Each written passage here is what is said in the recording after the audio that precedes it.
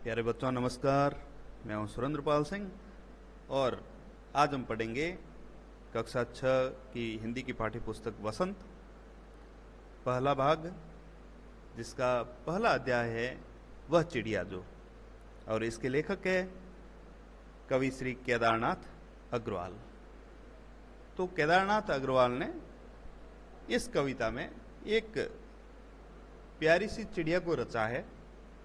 चिड़िया बहुत ही छोटी है, उसके नीले रंग के सुंदर पंख हैं और कविता में उसको क्या क्या चीजें पसंद है उसको शब्दों में पिरोया है। तो सबसे पहले तो हम कविता का वाचन करेंगे। वह चिड़िया जो चोंच मारकर दूध भरे जुंडी के दाने रुचि से रस से खा लेती है, वह छोटी संतोषी चिड़िया नीले पंखों वाली मैं हूं, मुझे अन्न से बहुत प्यार है। दूसरा काव्यांश है, वह चिड़िया जो कंठ खोलकर बूढ़े वन बाबा की खातिर रस उड़ेल कर गा लेती है, वह छोटी मुंह बोली चिड़िया नीले पंखों वाली मैं हूं, मुझे विजन से बहुत प्यार है।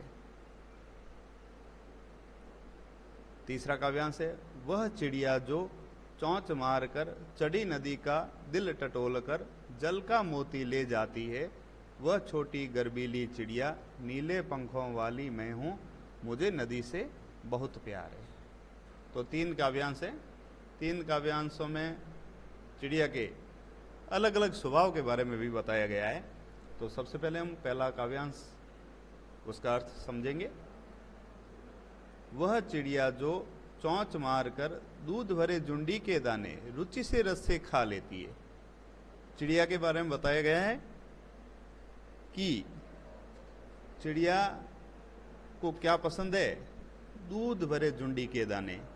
जुंडी के दाने, जुंडी का दाना यानी कि जो गेहूं और बाजरे की बालियां होती है, कच्ची बालियां, जिस समय उसमें दूध पड़ जाता है, थोड़े स्वादिष्ट होते हैं, उस समय चिड़िया को भी उसी तरह के जुंडी के दाने बहुत पसंद है और उसको बड़ी रुचि के साथ में, रस के साथ में, यानी आनंद के साथ में वह खा लेती है। वह छोटी संतोषी चिड़िया नीले पंखों वाली मैं हूं, मुझे अन्न से बहुत प्यार है। तो उस छोटी सी चिड़िया को, जिसके पंख नीले हैं, और इस चिड़िया को अन्न से बहुत प्यार है। देखो, अन्न जिसका हमें आदर करना चाहिए, इसी तरह से कवि ने भी चिड़िया के माध्यम से हमें संतोषी बनने की सीख दी है। दूसरा जो काव्यांश है, वह चिड़िया जो कंठ खोलकर बूढ़े वन बाबा की खातिर रस उड़ेल कर गा लेती है।